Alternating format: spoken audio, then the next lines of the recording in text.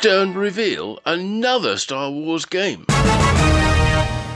Another edition of What's Cooking With.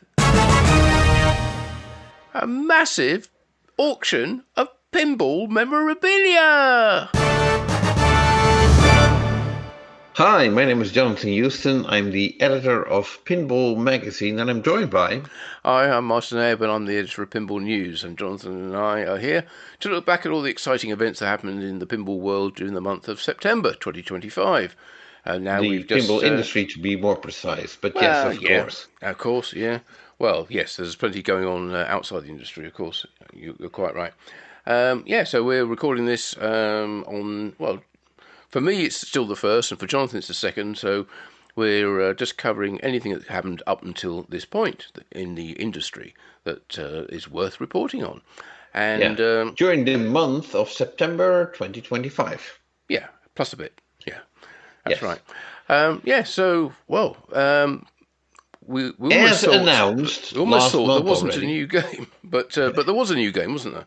Yeah, well, there was, but it was announced that it would be coming. So we already discussed that it would be coming in our previous episode, and the 12th of September it was finally revealed. Star Wars: Fall of the Empire is as far as we could count, the 10th iteration of Star Wars in a pinball machine. Yeah. If I say that correctly. Yeah, it's a bit muddied because they're all different versions of it. But when there's when it comes to Stern, you've got the original version, you've got the comic art version, and the yellow stripe version, and it all gets a bit much. But we reckon about 10 different versions of Star Wars assets or licensing. Plus one that's obviously used Star Wars assets and didn't license it, I believe, which is called Force. But that goes way back. But regardless, so Stern revealed Star Wars: Fall of the Empire, which seems to be a new franchise, and as we reported in last month's PINcast, not available globally, not available yet for sale. Yeah, I doubt it's ever going to appear globally. But it wasn't available at launch in Europe, the Middle East, or Africa. Yes, and on that note, what I noticed is in Stern's press releases, they're talking about the US and Australia and some other markets as the initial markets, instead of basically cutting off Europe and Middle East and Africa. So that leaves room for that there could be that the game could be coming to those territories as secondary. It could do, markets, but it would be interesting if they do that, because being a Stern cornerstone game, then there are the Pro, the Premium, and the limited edition model. And the limited edition is, I believe, limited to 777. Is that right? Yeah, or 770, something. 77, like yeah, basically based on the year it came out, 1977. So, if they then expand it into new markets, are they going to increase the number of limited edition models? Well, then you get twice those 777. Well, does it go up to 1,000 or 1,200? Well, we can talk about that for an hour. We're not going to do that. Let's focus on the game, and we'll see what markets it will enter. Because I'm quite sure there will be quite a bit of parallel imports anyway. Yes, so it's already happening. I already know at least one game that's been imported from the US. With all the other Star Wars games, that's probably enough. Yes, quite. So as I say, 3 models: Pro, Premium, LE. As we are used to, the Premium and the LE have basically the same feature set, but the limited edition has more bling to it. The Pro, quite cut back, I'd say, on this model compared to some of the earlier ones, missing all the sculpts. Well, most of the sculpts, I should say, that are on the playfield. Still has the Death Star and the Millennium Falcon, of course. and seems to be missing the what's one of the big features of the game, which is like the forced ball save, which if the ball goes down the left out lane, you can press the action button on the lock bar, which activates a magnet in the sort of where you normally get the shoot again light, just below the flippers, which can grab the ball and throw it up the right out lane and into a special cutout that feeds it into the shooter lane, so as a kind of ball save. Right. But that's not on the Pro, which is a shame. Yeah. And also there is a lift ramp on the in the centre, which also isn't on the Pro. So, Right. but there you go. Okay, so but the two flipper game, if I'm not mistaken, nothing too fancy, I would say. Didn't have a wow impression on me at first, but No, I'll still have to play it. I haven't played it yet, so I'll reserve my opinion. yeah, quite right. Yeah. Well, it's Star Wars. You basically know what's going to be on the game. It's going to be a Death Star. The Death Star's going to open up. You can shoot the balls into it. The balls will be fired back out the Death Star. Start multi-ball. Um, You assume I know what a Death Star is. well, there's two Death Stars in the Star Wars story. Now you're already making it complex. I know. What is interesting is they put move the pop bumpers down to the side, one on the left and one on the right, just above the outlanes. I think Scott and Easy type of. Yeah, a bit like that. Yeah. Yeah, and there's a sort of a spinning cup type feature as well underneath Jabba the Hutt in the Sarlacc pit, which spins the ball round and awards one of 4 possible awards, right? Depending on which one's lit. Martin, did you write a special article for the reveal of this game for Pinball News? Well, funnily you should mention that, Jonathan. But yes, I did. Yes, yes, it was a busy day on the 12th. We get all the assets out and try to make sense of exactly what the game is. But yes, there's all the pictures of all the game, all the different versions of it, and the flyers, and the videos, and the feature matrix, and all that kind of stuff on pinballnews.com. So head on over there and read everything there is to read about Star Wars and the fall of the Empire. Right. Okay. So, anything else regarding Stern Pinball? Because I guess we can talk for hours about Star Wars, but we're not going to. No, not really. Well, apparently this game was revealed, as you said, on the 12th, but its first actual outing in person, as it were, was in public. Yes, it was at the Rocky Mountain Pinball Showdown, which was the following, about a week later, where they had. I actually don't know what they had there. I didn't get to see it, but well, I know Jack Danger was there with a bunch of games. Ah, okay. You know more about it than I do. So yeah, so there's a small video on Stern's social media. Okay. Worth checking out, and of course, everybody is full of praise of this new game. And like I said, I still reserve my opinion. Yes. If you, what is interesting, I actually could say, is that this is the first cornerstone game to feature the Spike 3 board system. Right. And there's more information about Spike 3 coming out all the time, including the fact that it is backwardly compatible with Spike 2 games.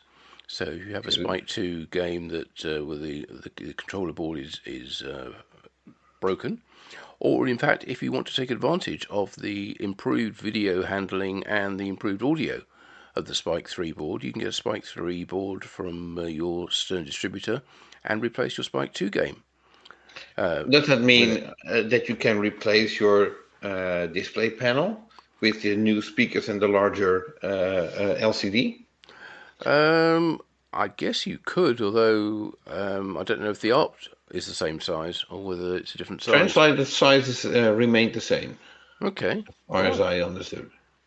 I guess so, because it's just a direct feed from the Spike 3 board to the speakers. Or do you need the new backbox design because it doesn't fit otherwise? Ah, that's a good point. Yep. Yet to be proven, I think. I wouldn't expect it to be that backwardly compatible with the whole frame Oh, for the back box. But it's good to know that you have a some future availability if your Spike 2 board should fail for any reason. Yeah, so some way down the line, you can always put a Spike 3 in. okay. But we'll find out more about this actually because one of the things we're going to be talking about quite a bit in this PINcast with Pinball Expo coming up is what's going to be happening at that show, who's going to be exhibiting, who's going to be talking there, and which seminars will be held. And one of the seminars at Pinball Expo in just a couple of weeks' time now will be focusing on Stern's new technology and talking about the Spike 3 board, controller, and future features they're going to be adding to it, including things like Bluetooth, headphone support, which isn't there yet but will be apparently.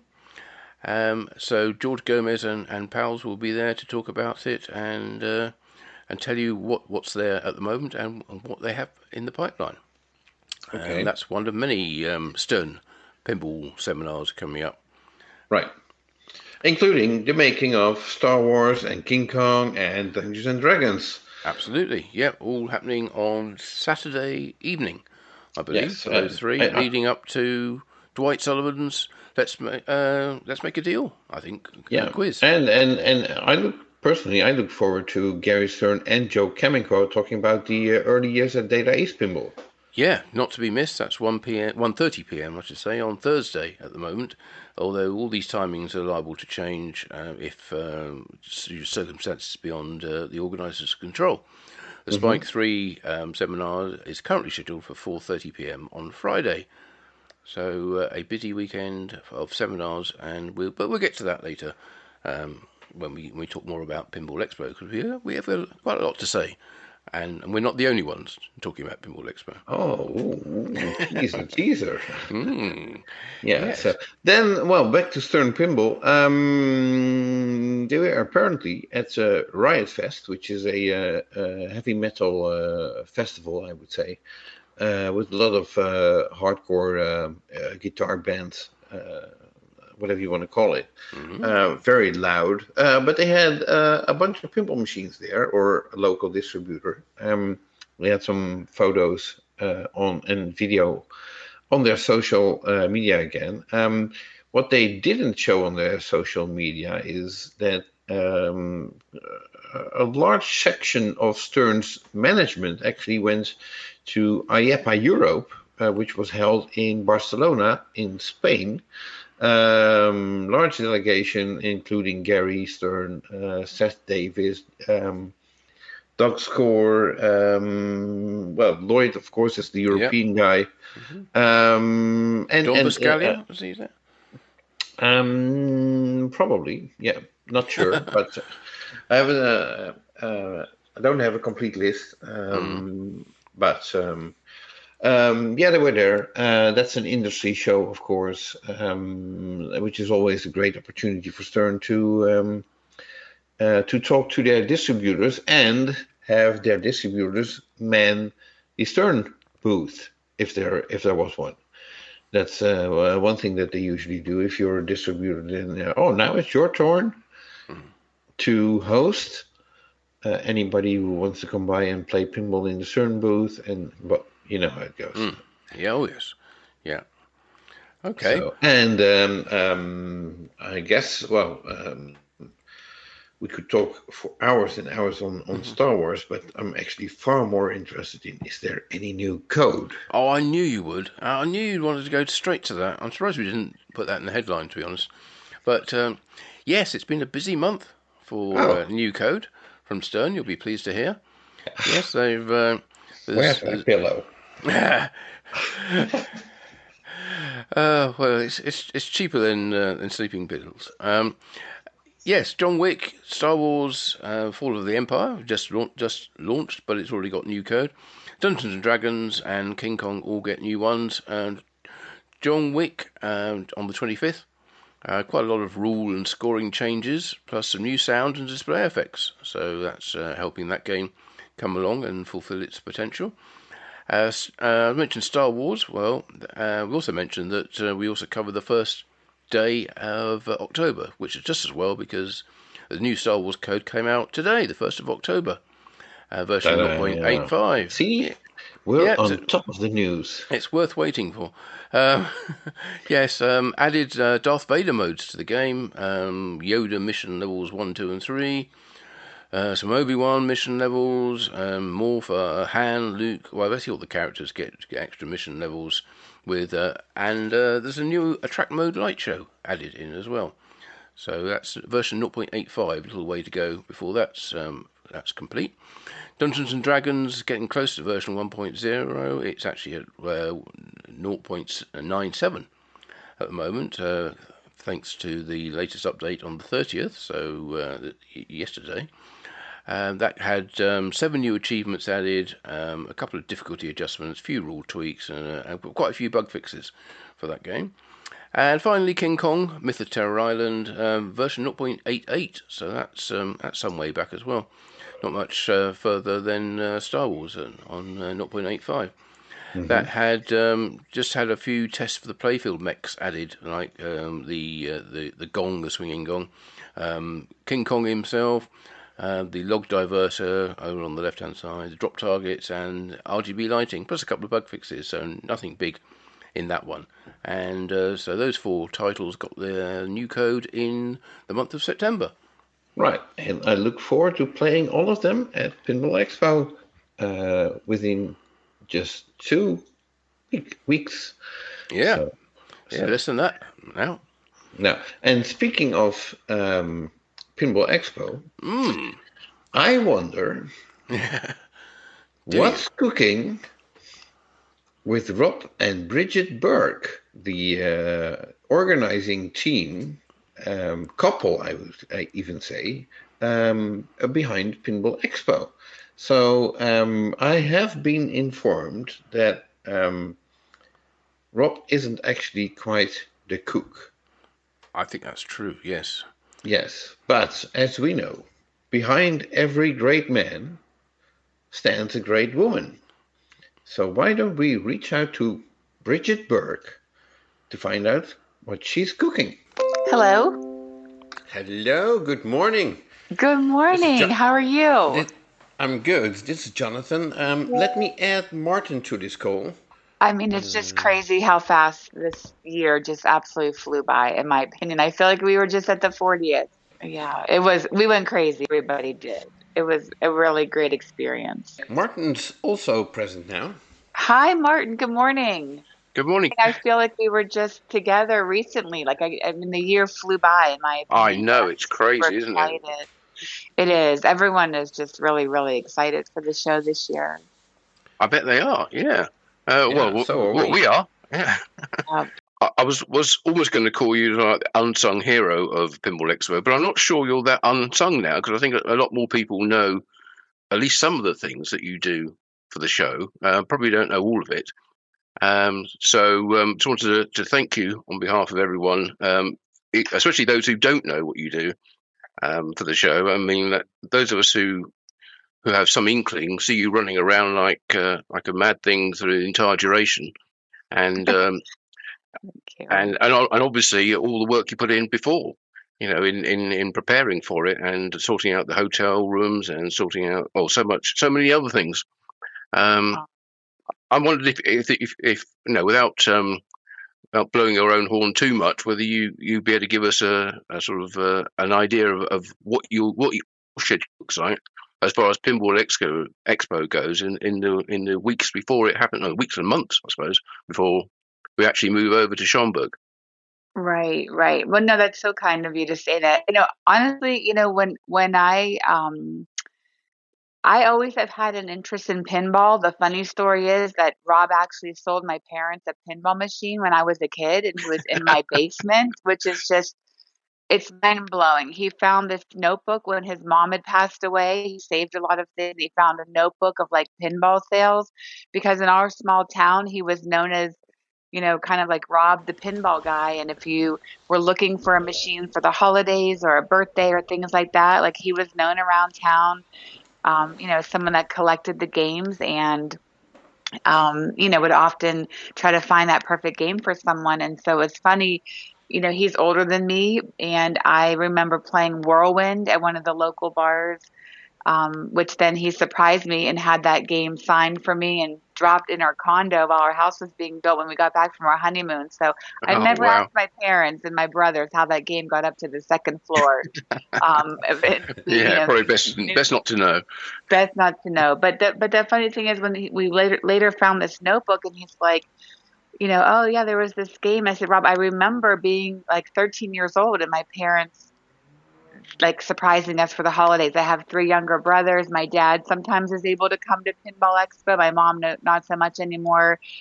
She helps take care of my one daughter, Zoe, but my dad was there last year too. But yeah, I remember being, a kid. My parents were like, we're going to get a pinball machine for the holidays, and we loved that thing. And here it was Rob in my house. He was 27, I was 13, which was so funny. So, and then it was years later in my 20s that my mom's cousin, who had fixed my parents up, because my dad was from Massachusetts and moved to Youngstown, Ohio to come to school and stuff. And my mom's cousin, they were fraternity brothers, fixed my parents up. And it was the same cousin who had called me and said, hey, are you dating anybody? Like, I have this guy, I know he got us a pinball machine in our basement and I want you to meet him. I know he's older than you, but he's like a big kid. And why don't you come over? We'll play pinball in the basement. We'll have dessert.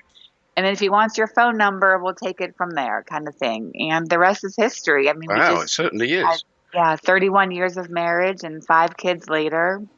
And then we have the Unbelievable. triplets and one older, one younger. So it's been fun. And they love pinball. And the house was full of that stuff too, Oh, yeah. which is great. It's a But good yeah, thing you like pinball. Else, yeah.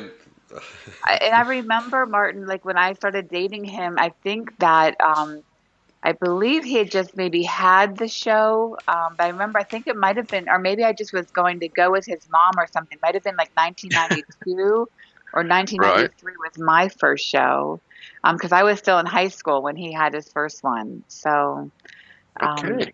never made it to that one. But yeah, I've always loved pinball. But I guess when I started figuring out, okay, what is this thing that you do once a year? And I went to school to be a teacher, so it was always like pretty organized. And I'm like, well, maybe there's a better way. You're doing a mailing list back then, or other things that he was Yeah. doing with all of that. We'd have the family around the table recruiting my brothers and parents. Let's put labels on these things. And then with the computer age, it was like, okay, let's kind of try to simplify things a little bit more. And then the internet certainly had helped with email addresses. But I guess for me, the easy thing to say is I am the person behind the info at pinballexpo.com Mm. email address. Everything comes to me, everything. So So you need to be across everything that's going on then, really. I am. I basically, Because you'll get questions on everything, won't you? we do. And when we finish the show, the first thing is, when can I sign up for next year? And basically the hotel doesn't even release the room block for a couple of weeks. So we have to kind of answer everybody. We're so glad you're excited, but give us a couple of weeks until, the hotel code comes out and the block is released. And then we get, when can I sign up for everything? So I guess Rob is busy after this show, starting to think about the following year and looking at like, vendor packages, anything that we're putting on the website, trying to update things. That's a little bit of a process there. And then I think we had our first vendor that may have signed up back in February. So that's always exciting, to see who's going Yeah. to jump on that opportunity, or like who the first person is that maybe is coming to the show. A lot of times it was someone from England, I believe, that I can't remember his name off the top of my head, but it would, come across my desk and see that they have registered.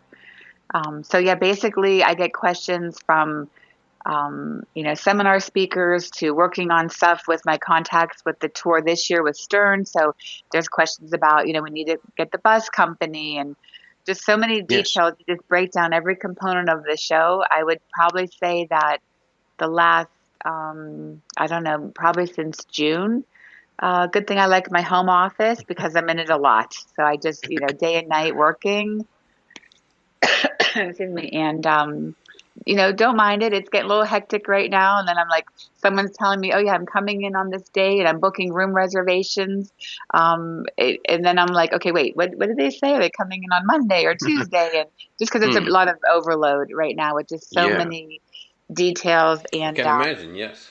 I always say that those little yellow Post-it notes, they kind of become like wallpaper on my desk right about now. There's just so many of them, of little reminders of things that need to get done. And of course, I always hold my breath the minute that we do open, hoping that, we've prepared enough on our end, wanting to give everyone that wonderful experience. I mean, we certainly try hard. We appreciate people's patience and understanding when, something isn't going the way that they thought, but we'll try to fix it. But our goal basically is to ensure that everybody that walks in the doors is having a fantastic time at Pinball Expo. And it's really become, family reunion for many. It's just a reunion of friendship over the years that they come and get together. I love the father and sons that, come in, and families that are bringing their kids, introducing them to the hobby. Just seeing old faces and the new ones who email me all the time. Like, I'm just so excited. This is my first time. And I'm always like, we love our first timers. Like, tell me more how you heard about us. What do you hope to see and experience here? So we're all super excited right now. Definitely. Fantastic. Well, thank you for taking some time out from all the work that you have done and still have to do to give us your recipe for our What's Cooking section. So ask the question, what's cooking with Bridget Burke? Okay, well, thank you for having me. I'm going to say that this is one of Rob's favorite recipes, and I love it, especially when we are just winding down, getting ready for Pinball Expo, and we just simply are out of time. And Rob's like, please don't give me any more cereal and toast for dinner. Give me something good, and please make your apricot chicken. So this recipe is one of our favorites in our families, and very, very simple to make. That sounds great. So what are the ingredients and what's the technique? Okay, so basically you are going to mix up in a small bowl. It's 1 jar of apricot preserves. You can use any brand that you like, and I use a pretty large jar. It is 1 bottle of Russian dressing, and I don't have the exact amount that is in the bottle. I apologize, but just 1 bottle of that. And then it's going to be 1 packet of dry onion soup mix. Oh. And so I put those 3 into a bowl, and I take a whisk, and I whisk that all up really, really well till it's nice and smooth. And then I have a 13 by 9 glass baking pan, and I put down probably, I think in the pan is about maybe 5 or 6 chicken breasts. I use boneless, skinless chicken breasts. I pat those dry, and then you literally pour that sauce mixture over the chicken breast, and you leave it uncovered, and you pop it into the oven until your chicken is done. So I usually say maybe 50 to 60 minutes. I bake it on 325 degrees, again uncovered. Sometimes as the sauce starts to get hot and bubbly, I open up the oven, take a spoon, and just kind of stir it around and just make sure like I'm coating the chicken with it.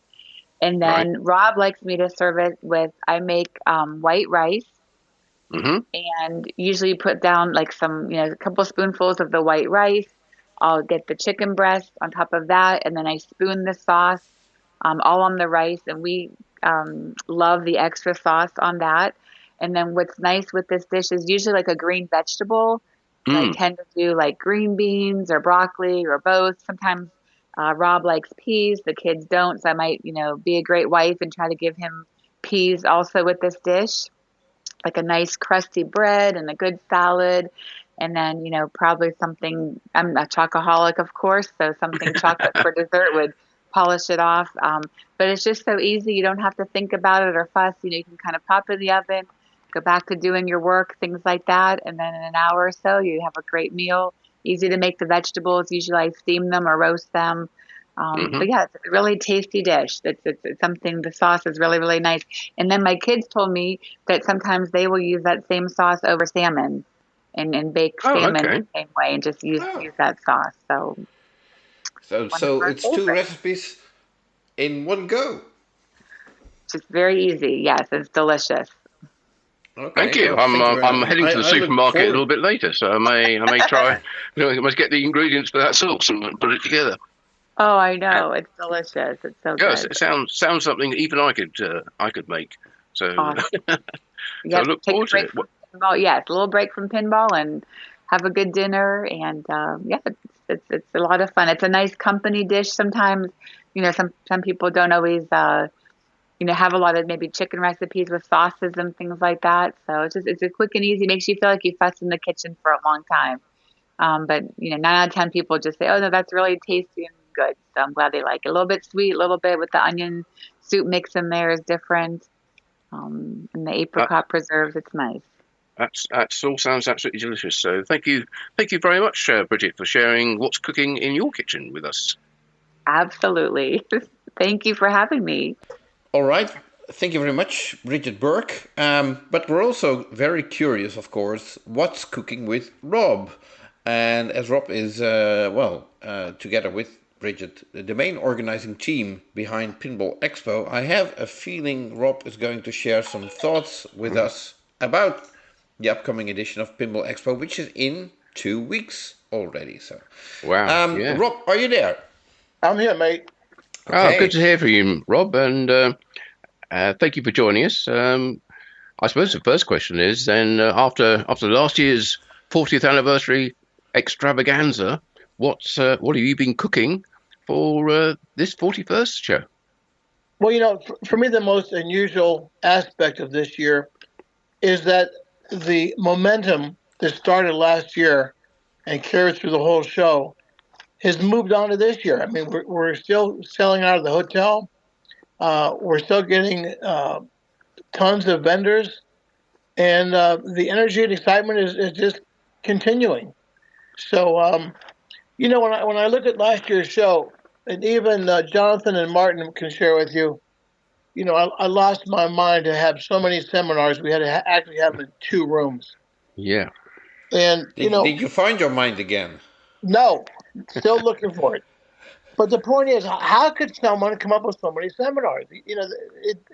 It's a lot of time and energy, guys, to be honest with you, just to put this together.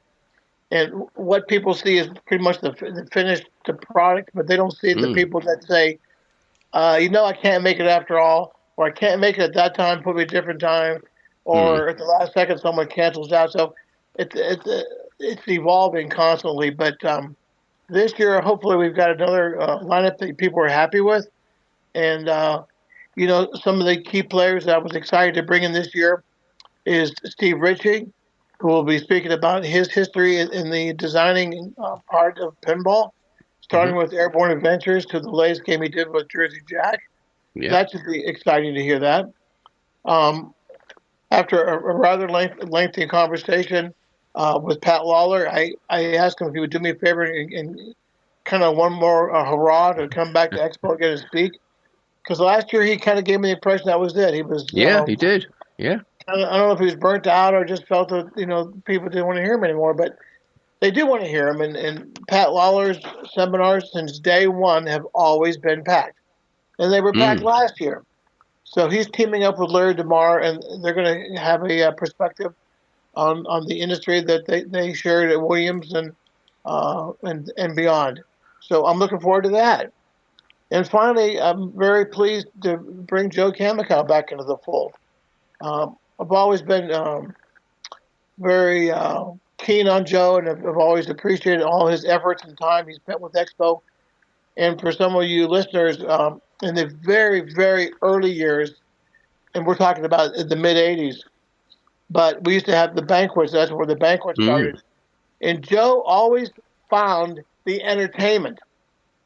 So we had magicians there, we had comedians, but even way back from day one, Joe Kamikow was always a part of the Expo. And the other thing he did, guys, for those that know about it, but we had a game that was produced called Baby in the Hole. Right. And Joe was behind that along with the team from Daddy East.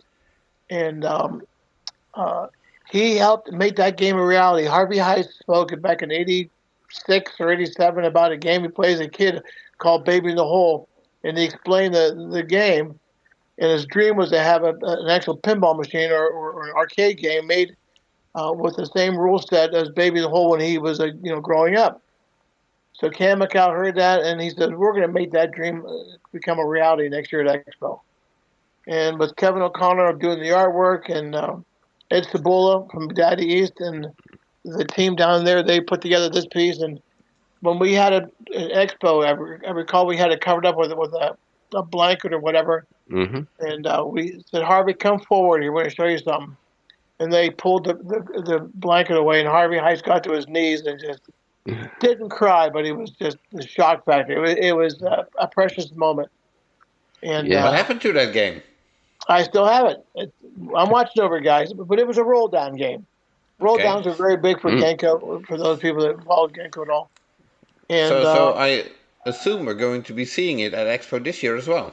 Well, now that I've spoken about it, we have to bring it next year. That way, I know Martin will come back. Well, one of your other games, which certainly drew a lot of attention last year, was ties in with the huge explosion in homebrew games. That's your Mothership, the massive game, which was in development when we saw it last year. It had artwork, but it wasn't really playable at the time. Now, do you want to tell us a bit about that, and of course about the massive homebrew section that's really exploded in Pinball Expo? Yeah. So with Mothership, I grew up when Hercules was first presented to the people out there at the arcades. And it was a novelty, just in hopes of getting people to see it and be awestruck by it. And, it's a novelty, a way of bringing people into the arcades at the time. But over the years, as we all have seen pinballs develop, Hercules became a very plain layout, and it was a single ball game. And, my dream was to have a similar type of game, only in a multi-ball format. So I remember asking Jersey Jack about it, and asking Dave Fixed and American, would they build a game? And went from one person to another, and no one had the interest.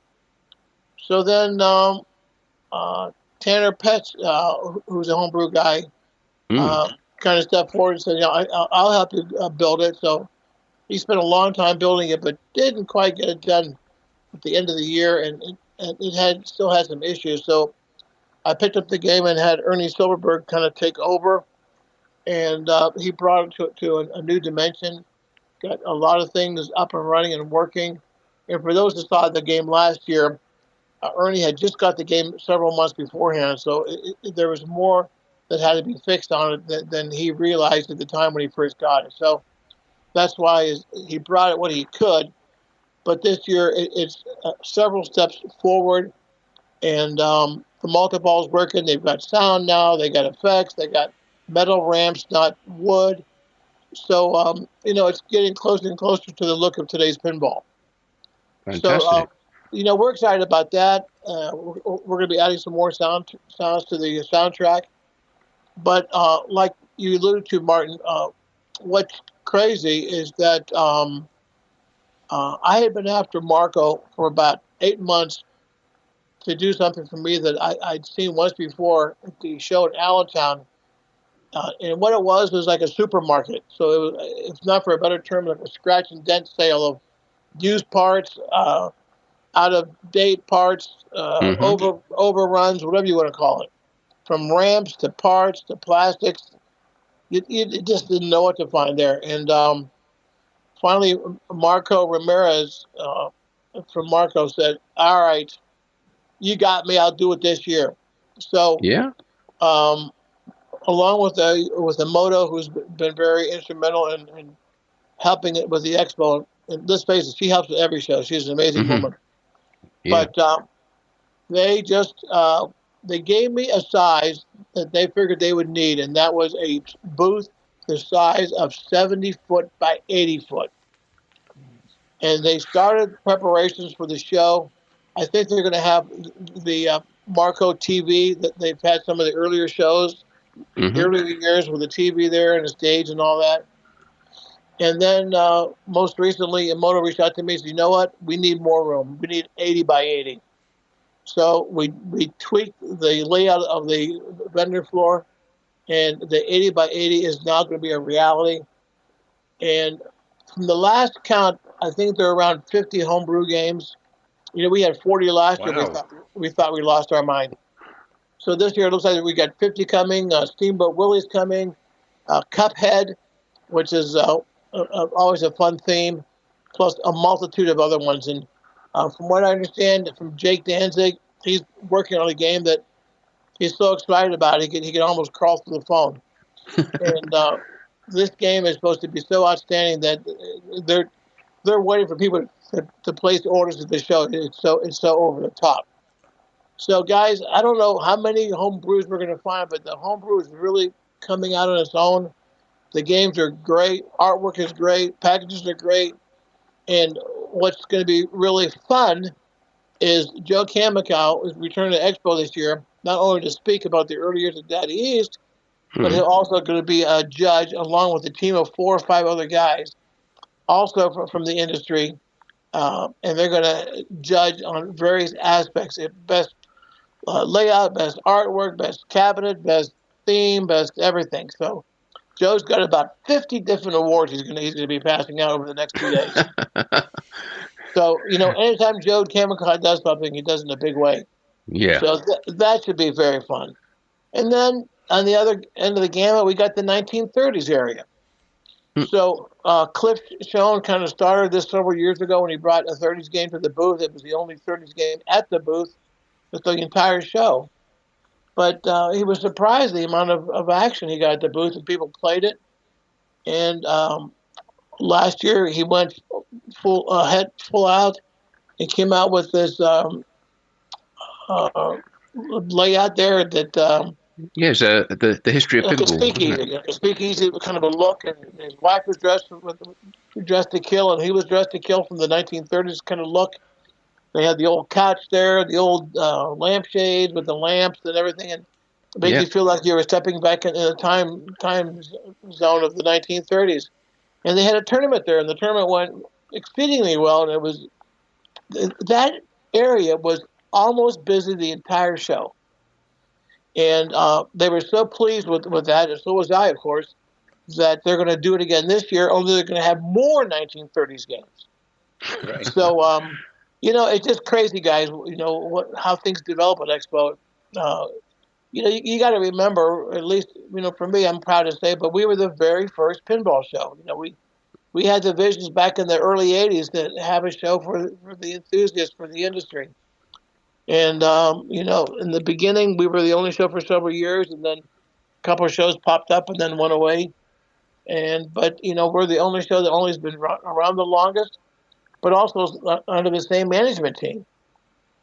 Texas has been going for a long time, too, but they sold their, Ed sold his share of it a couple of years ago. There's a new guy running it now, but Paul's been there from the start, but it's pretty amazing that we've been there from the beginning, and we've seen a lot of people come and go, and a lot of companies come and go. But we're still hanging in there, and how much longer, we'll keep the show going, who knows? But at this point in time, I don't see any ending. No, I guess not. And but after 40 shows, with your 41st coming up, does it get easier every year, or are there always new challenges to overcome for every show? I mean, for me personally, I always try to find a new attraction, so people don't get bored. Oh, same old thing, 40 hours worth of seminars, or this vendor or that vendor. But I mean, for instance, this year alone, we have, of course, the major U.S. manufacturers, but we have Hexa, which is the manufacturer out of France. Right. He's coming with a booth, not one game, but an actual booth. And then we have Tommy Floyd, who's out of Canada, goes by Nitro Pinball. Yeah. He is bringing, for the first time on Pinball Expo soil, he's bringing some games from Home Pin out of China. Taiwan. So we've heard of their games, but I've never seen one in person. So he's bringing a couple of the Blues Brothers games. Mm-hmm. Then he's bringing a couple games from Bitronic the Spanish games. He's bringing some Yep. of those games in. So, Tommy Floyd, kudos and thank you for your help. But it's going to be crazy, guys, out there in podcast land because between the seminars we got going on, the tournaments, and there's just so much going on. We got 2 movies this year, by the way, guys. I know. Yep. So if you guys remember Mark Helm, he came years ago. He's going to do a movie called The American Game. And then another fellow, Justin Tolliver, is doing one for your amusement. So, it's always fun to see some new films out there centered around the pinball industry. So that should be interesting. So, and not forgetting the Stern Pinball Factory Tour, of course. A major part of the fun for attendees, I think. And you know what else, Martin? I don't know why, but the autograph session seems to be growing. I mean, last year we even had a bigger room, and it was packed with artists and designers. So that was really fun. So, there's so much to do. It's like the Everything for Everyone show. No matter what level of interest you are in pinball, it's here for you. And it's all positive energy, guys. Once you come here, there's so much to do. It's almost like, where do I go first? Where do I go next? And at the end of the day, you're exhausted because there's just so much to see, so much to do. I mean, in Marco's booth alone, guys, you got the homebrews in there, plus you got their supermarket, they're calling it, where they're going to be selling new and used parts. So that's going to be crazy. So it's really going to be really fun for those people that come to the show just to see it. And for me, what's exciting is the first timers because, something finally made them decide to check it out. And when they do, they're going to be quite pleased that, man, this was really worth it. Right. Well, it sounds like you've been very busy setting all this up. I'm looking really forward to coming over and experiencing the 41st Pinball Expo. You already mentioned the hotel is selling out. How about the hotels in the area? They're selling out as well. So, I mean, a couple of them have a few more rooms left, but, even the main host hotel, they're telling us that as we get closer to the expo, there are the occasion where some people that have booked a room even, months and months ago has to cancel the last second for whatever reason. So the point being, there's chances that you might actually get lucky and get a room there at the Renaissance. So you don't know. So in order to get a room at the Renaissance, how or be on a wait list or on a callback list? I'm not sure how to do that. Should they just bug the hotel and call them up and ask? Yeah, exactly. Or do they go through you? Yeah, go through the hotel, and I think the link, if it's not down now, it's going to be down shortly. That gives you the special rates. So that's the only thing I can say is if they do have some rooms available at this point in time, it'll probably be at a higher rate. Yeah, because all the special rate rooms went a long time ago, I'm sure. But you know what else is coming back is, if you remember Antoinette Johnson, the young lady that has her hair spiked up. Yeah. With the Pinball Expo logo on it. So she'll be coming back. And so are her little sister, not really, but Maddie, who's also comes with her hair all up. So it's always fun to see those young ladies and seeing their hair and all that good stuff. So all good stuff, guys. And, if you get there, it depends. Some people don't know what day to come, but honestly, you should come Wednesday night because the welcoming party in Terrium is pretty insane. Not only does they have a first-class menu of food that they provide as part of the package, but also, all the games you can play, including bowling there and redemption games, pinballs, videos. It's a great way to start off the show by attending the bumper blast there at the Interium. Yeah, so that starts Wednesday evening, as you said. I think about 5:45 if you're international attendee. Correct. Yeah. 6:45 if you're from North America, I guess, or US. Yep, exactly. But they all end up in the same place. You have a little welcome party of your own for before the main party starts for the international attendees. which is very nice and very very much appreciated. And then of course that goes on until 10, and then it's the show starts with the seminar schedule from 8 o'clock on Thursday morning. The first seminar with Ron doing his general pinball repair and troubleshooting tips. You know, it's interesting because we used to have Dr. Scott Sheridan. He was the one that kind of started this what's it called back then? Coffee something, or coffee break or something, pinball coffee break or something. I can't remember the exact terminology they gave it. But he kind of started that early morning seminar. I never really thought about doing something so early as that. But Ron always tagged along, and then when Scott quit coming, he kept the tradition going. Well, thank you very much. Yep. It's way too early for most people, I think. But don't forget, listen, when it's 8 o'clock here in Chicago, it's what, 2 o'clock in the UK? Oh, I've given up trying to work out what time it is now. Obviously, you guys should be more than awake. Yeah, because you change your clocks at different times to when we change our clocks for daylight saving. Yeah. So yeah, we just wing it basically. To see what the phone says the time is, and that's normally correct. There you go. But yeah, you know what also interesting, guys? I have these two guys speaking about the pinball scene in Mexico. Oh yeah. That would be an interesting seminar. We've never had those guys speak before, so we're looking forward to that. Right. Okay. Slightly related, not so much to Expo, but certainly to you. How is your pastime arcade doing? Well, I'm actually calling you guys from there right now. So, this Pastimes Arcade was another story. I, as you know, I've been collecting games forever. And there was a time where I had driven past this grocery store, and I said to myself, man, wouldn't that be cool to store my games there, and then once in a while I go open the door, play for a couple hours, and then go home. And my wife said, you're crazy. If you're going to do that, keep it open to the public. Well, fast forward, 2 years later, we're still rocking and rolling. And we're still bringing in new games and old games. And we're bringing in Evil Dead shortly. We'll be bringing one into the show here into our floor, as well as Alice in Wonderland. So looking forward to bringing those games on board. Okay, so the lesson here is listen to suggestions from your wife. Right, because when they're right, and when they're wrong, they're right. Right. Very good. Okay. I guess this sums it up for our section, What's Cooking with Rob and Bridget Burke. Bridget obviously working on her recipes in the kitchen, and Rob cooking up Pinball Expo. But we'll see Bridget as well at Pinball Expo, I'm quite sure.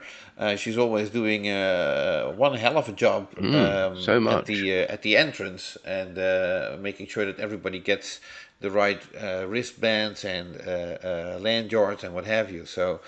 And that's very appreciated, I suppose. So I hear she's a big fan of chocolate. So here's my call out to everybody attending Pinball Expo. Yeah, please bring her chocolate, guys. Dark chocolate preferably. Yes, she loves it. Yes. So. Hey guys, I want you to check something else out. Jonathan, are you there? Are you anywhere near your computer? I am on my computer. Yes.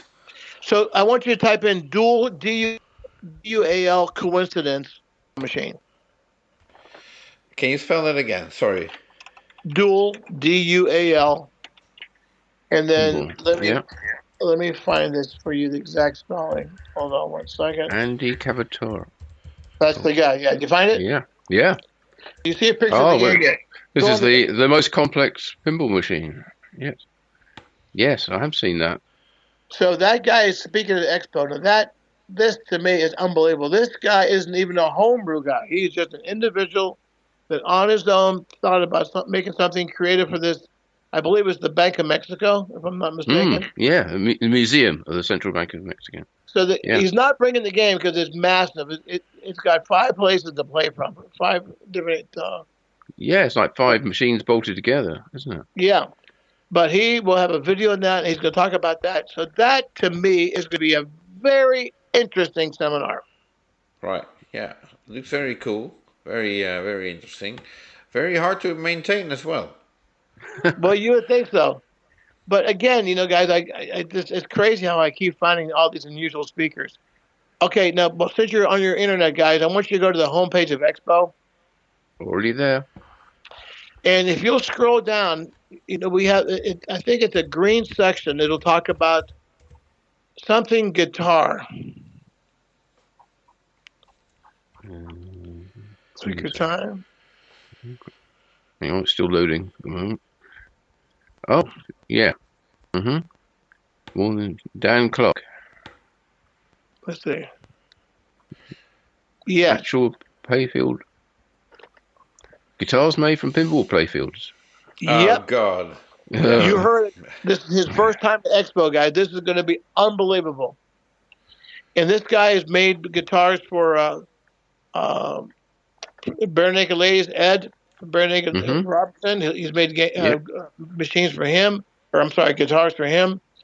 And he will have about a half a dozen guitars on display there to show. Right. I think I've seen him or a similar artist exhibit in Italy. Huh. And I was just shocked by why would you ruin a pinball machine to make a guitar? Well, let's face it. If you got a machine that's turned into a dog game and you can get $8,000 for it just by cutting a hole in it, you'll cut the hole out. Oh, well, it still feels a little bit like, why destroy a pinball machine to make a guitar out of it? I know. Some things in life, even I don't have the answer for. Well, also, there's always the chance. Why not make an organ out of it? I mean, there's plenty of wood. You never know. That might happen next. I'll say there's always the chance that you can make these guitars out of remanufactured playfields. Remade ones rather than originals. So maybe you're not trashing a game. Maybe you're just making a pinball playfield guitar. Yeah, I'm guessing it'll be a little bit of both. I'll tell you who else is going to be there for the first time this year is a company called Europin. Right. Euro Pinball Corporation. Yeah. Yeah. If you scroll that down, so he is bringing in a container of games from Europe, and he'll have them on display and for sale to show. He will have some American titles, including Eclipse, for sale, and Cubert's Quest, which you never see that game in the States. He'll have one of those on sale on the floor. So that guy, that's another must-see. So again, guys. So what makes you think those games will not be bought by a certain Rob Bird? Because I already have those titles. They're all for you, Jonathan. But anyways, I guess that's the point about the show. There's just so much to see and do, Plus Project Pinball, they're going to have a silent auction there and games for sale and so forth. So it's all good. Yeah, as well as your learn how to solder seminar, I suppose it is really on the floor, which is always popular and always a good introduction for a lot of people who shy away from soldering because they're always scared of holding a soldering iron and causing damage with it. So it's good to see that those skills are being taught both to novices, youngsters, and more seasoned professionals. Right. Well, it's there's just again, guys, so much to do. Let me see what else I can share with you guys. Well, again, if you scroll down there, you'll see some of the highlights and some of the attractions. We do have the fellow from the Pinball Scientist coming down, and Tanner Walters, his name. He's out of Wisconsin or Minnesota, but he's a school teacher. And in the past, he would get like a shoe box, and he would glue certain components inside of there, and then use like a popsicle stick for flippers and so forth. And it was just a small little mini pinball for the kids to try to make. Well, this year I found a toy made here on the shops here in America. And it was, building your own pinball machine, and it included gumballs. So I was able to buy 24 of them. So what he's going to do is he's going to pick people that come to his booth, or young kids, I should say, and he's going to put together these pinballs, along with the kids. So it's going to be a fun little arts and crafts kind of thing that he's putting together. So, we try to do everything for everyone at the show, including the kids. So keep them interested in the hobby. And speaking of things that the kids and adults can get involved in, you also have a cosplay contest as well, as I understand it. So yeah, so people can come dressed as monsters of various kinds. Yeah, so that was something that Jake Danzig did. That's kind of based on the theme of his game. Mm-hmm. So he's asking everybody to dress up for it, and he's going to give trophies to the best dressed monster. So now I'm curious, what is Rob Burke going to be dressing up like? Well, you can't stay behind, Rob. But what I thought, though, if I could dress up as either you or Martin, they would never know who I was. Oh, wrong kind of monsters. It involves shaving your head, Rob. Be sure what you wish for. What's crazy, guys, though, is running this show, your head constantly spins around. It just the hours just fly by. You just can't. You don't know where to place yourself next. But it's all been good. Yeah, well, we look forward to seeing you in Schaumburg for Pinball Expo starting 2 weeks time, I think. Yeah, it's amazing. Yeah, and in the meantime, you're flying to London tomorrow, I believe, and so you're not spending all your time working on Pinball Expo. You're also getting to watch some American football over here. No, we're going to try, guys. We'll see, but I mean, for me, half the fun to be for my son to come there and enjoy jolly old England. Yeah. One other thing, guys, I want to share with you on the home brew. There's another insanity thing happening, but I have a guy bringing his homebrew game, and he's coming from France. And it's called The Invaders. Oh, that's a great game. Yeah, it's the one with the gun on have the you seen it? Yeah. Yeah. Yeah, I mean, we've never seen it here in the States, so that game will be on display at the show. So, I mean, for him to make the effort to bring that game here to the U.S., that's pretty wild. Yeah, that's a game that people should definitely see. Yeah. Yeah. Great. Well, thank you very much indeed, Rob. Thank you, guys. And I thank you for both of you guys for doing such a wonderful job, not only with the publication, but allowing me to be on your show and always a pleasure, Rob. And to be so involved with the expo. I mean, we can never thank you enough. So I also want to put the word out to anyone that's listening to this. Yes, bring candy for Bridget, but also bring candy, cookies, cake, and ice cream, and any sandwiches for Martin and Jonathan. Because they deserve it, maybe even more so, guys. They do such a wonderful you're job. Too kind. But, anyway, we are looking forward to it, and I'm sure you are, and I'm sure everybody who's coming is also can't wait for it to start. All right, guys. Safe travels, and thank you for reaching out. Thanks. Thank you, Rob. All the best. Bye. Bye-bye. Well, many thanks, Rob, for telling us all about Pinball Expo, and of course we will be there and reporting from the show and bringing you all the coverage of the seminars and basically everything that's going on over at Schaumburg in less than 2 weeks' time now, so just about 10 days. So we have a very busy month, and we will no doubt be hearing lots of news that we will be reporting to you in the October 2025 PINcast at the end of October. Yes, and if you can't wait that long, make sure to keep an eye on Martin's website, pinballnews.com, as he will be, Martin and I will both be reporting on our respective websites. Also, the Pinball Magazine website will be reporting on Pinball Expo.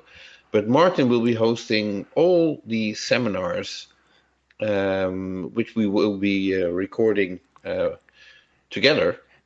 Yep, hopefully, if all goes to plan. It's always a bit of an unknown, but we always try, and we haven't failed yet. But yeah, and it might not happen. They might not be available immediately. We're not streaming live, and it might take even a couple of days before they will be uploaded, because that takes a lot of time every time. Yeah, I mean, what I tried to do last time was to upload everything overnight after the day's seminars are finished. But in some cases, the seminars don't finish until like midnight, and then the next ones start at 8 o'clock or 9 o'clock in the morning, and it just doesn't give us an awful lot of time to upload, depending on the internet speed. So we'll do our best, but they'll all be available eventually on the Pinball News videos YouTube channel, on the Pinball News Report, and huge thanks to Jonathan in advance for all his assistance in helping that happen. Yeah, well, I'll see what I can do. And That's I all- hope that's all to we be can of do. help. Yeah, exactly. So then moving on, Yeah. well, there's quite a list of companies that we have some news of. So we're already running late, but it shouldn't be that much longer for finish the whole episode. Multimorphic in Round Rock, Texas, have started production of Portal, the latest game kit for the P3 pinball platform, and they're also shipping, so that's good news. Yeah. Yeah. I also noticed, and not sure whether you noticed, Martin, but the final, forgot the name of the Resistance? game. Sorry, Final Resistance soundtrack by Scott Right, Denisi Scott. Yeah. is available on cassette. Oh, good. And you can order it on Scott Denisi's website. I think that's denisidesign.com, and then that's easily found. So figured I'd mention that as well. Good And point. you had some notes about a new mini game for the Heist playfield. Yes, it's called Nexus City, Nezzex City. It's a mini game produced by Deluxia Studios for the P3, as you said, for the Heist Playfield module. It's been streamed by Buffalo Pinball, who had a good session playing it, and I have to say, it looks like a pretty cool game. And being a mini game, it's easily downloadable through the interface in the P3 itself, and the cost is a mere $179, and I think it's be money very well spent if you have the Heist playfield. And Heist itself, of course, excellent game, but this even extends it further, gives you extra value to buying that playfield module. Or a P3 game. Yeah, that's right. And if you go to the Multimorphic website, and go to their web store there and look at third-party games, there's quite detailed gameplay notes from the company Deluxia Studios about how the game operates, and as you will see, it's quite an involved storyline and well worth playing, I'd say. And anyway, check out the gameplay video on Buffalo Pinball as well, and make your own mind up. But it's something like the 27th game that's available now for the P3 platform. Right, it keeps on growing. It will only keep growing, I think. Yeah. So okay, then more local to me, Dutch Pinball, or should we say Dutch Pinball exclusive. Not much news. They are, of course, building Alice's Adventures in Wonderland, despite some delays in supply chain, what have you. But those games are shipping. Melvin of Dutch Pinball exclusive, Melvin Brouwer Williams, that is, will be hosting a seminar at Pinball Expo. There it is again. About what we can expect next from Dutch Pinball exclusive. And the way that's written, I make of that he's not going to be talking about what's next from Dutch Pinball, which are two different brands.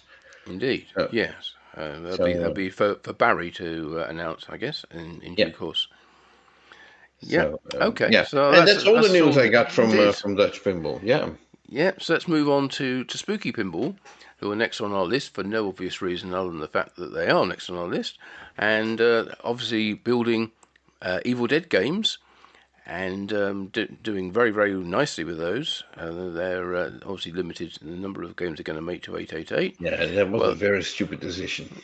Well, in hindsight, I've heard people say they could have sold 2,000 of those. Yes, it's such a good game. Yeah. Well, a whole container of those games is on its way to Australia. Probably right now. It wouldn't have arrived yet because it was going via ship. But yeah, so I guess that's about 33 or 36 games normally. But Yeah. these might have toppers, so that may reduce the amount you can get into a container. Well, But they're on top. There's usually space unused anyway, so well, sometimes put games on top as well, even though you're not meant to. We've certainly seen containers arrive with games stacked across the top of the other games. okay. Right. Anyway, there is a container of them heading to Australia, so a popular title down there as well. In the meantime, they've been because they're obviously all sold already, so they don't need to do any marketing for that game, and so they have moved on to doing a few teases about what their next game title might be. I think there's a general suspicion that it's going to be Beetlejuice. Is that right? Yeah. Yeah, I think so. That's being rumored and whispered Yeah. and what have you. So Yeah, no confirmation about that, of course, yet. But we would expect it to be announced before the end of the year, at least, which gives them a couple of months or so to do that.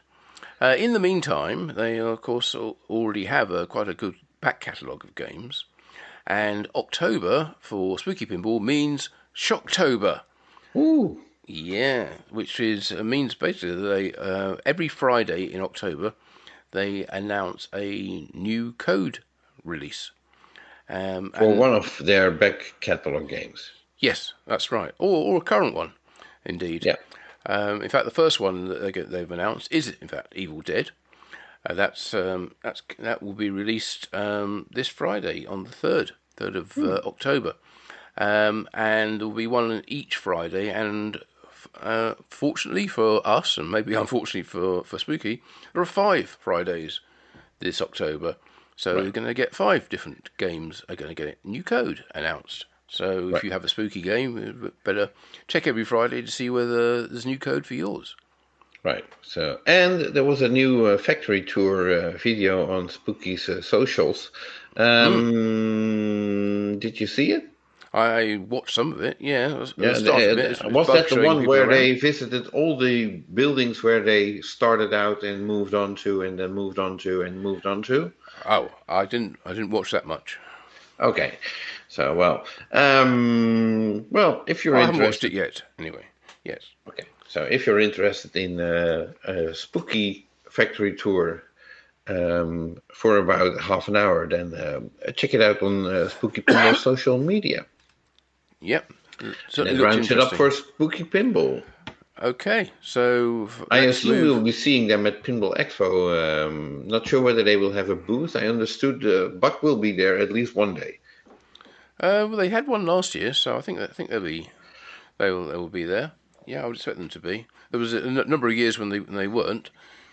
They used to support the Midwest Gaming Classic more, but as being more local to them. But no, since the last couple of years, they've certainly been big supporters of Pinball Expo. So we expect to see a good stand there. Yeah. So back to Europe. Pinball Brothers in Sweden, to be more precise, with their games being built in Italy to keep it complex. The Predator games are on the line and being shipped. Containers or trucks full of games have been shipping out games, and the game will be at Pinball Expo, which is great, so I can have a chance to play it. Yes, it's Pinball Brothers USA, I think, are actually the company which is supplying the games or selling the games at Expo, because that's their US offshoot. Which I guess means that those games will be priced because they're being sold by Pinball Brothers USA, won't have any import tariffs over and above the price that you see, which is good. Right. Yeah. But we won't get into tariffs again because we spent far too long talking about those at the moment, and I don't think anything's changed in the past month, surprisingly. So, at this point, I do not know whether Daniel Jensen and other management from Sweden will be at Pinball Expo because they could have local staff that takes care of that, and that so they don't have to travel. Personally, I hope they will be there, but that remains to be seen. I know they were there last year with the ABBA game and the ABBA tournament and so on. So. Oh yeah, they had a big stand there. Yeah. So looking forward, hoping that they will be there, and looking forward to seeing them again. Yeah, in the meantime, if you're wondering, if you haven't played Predator yet and you still don't know exactly how to play the game, there is a new gameplay video, well, newish anyway, in the month, that involves the top player Arvid Flygar, who's he's a great player, and he really does go through the game in some depth, showing you how to play it and the best strategy to adopt. So a very interesting watch, quite long, but that tends to happen when you have a top player on a game. So yeah, check that out if you want to see Predator before you get to play it yourself, and pick up some tips on what you should be doing. Right. Okay. Then back to the US. It is Texas again, Houston to be precise. Barrels of Fun are obviously building June, which is getting more and more great reviews, I have to say. I see a lot of people are pleasantly surprised with what the game has to offer once they have been able to play it. Yeah, I think it's probably a little bit of a slow burner in some ways, and that people don't necessarily immediately warm to the license if they're not huge fans of the movies. But I think, as you say, once you've played it, then this is also coming back to me a bit like Elton John, really. People weren't necessarily fans of the music, and then they play the game, and then suddenly they are fans of the Elton John game. So the same thing seems to be happening with Dune. People are playing it and really starting to love the gameplay and getting into the storyline and learning, what it is. They may not even know what all these particular scenes and characters and objects in the game are.